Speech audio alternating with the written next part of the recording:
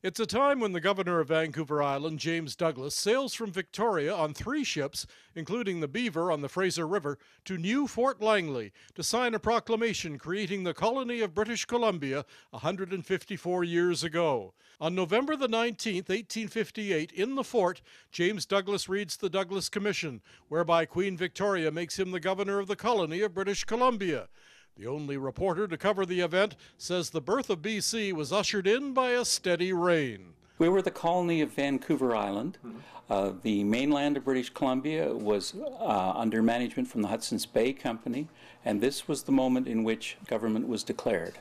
It was a time of the gold rush along the Fraser River, a population explosion. The Crown decided it was time for law and order, and through the Douglas Commission, English law sweeps the colony of BC. The HBC lost control. English law was extended across all of the mainland, and it's the first time that British Columbia appears as the name of our government.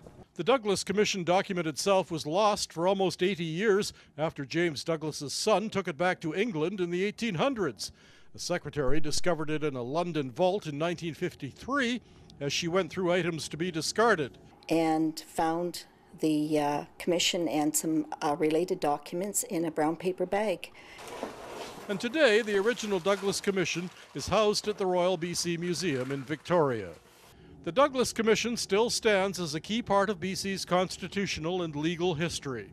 There were 2 colonies for a while until they merged into what is now the province of BC. There's a statue on the grounds of BC's Government House, James Douglas reading the proclamation that made British Columbia, a century and a half ago this week.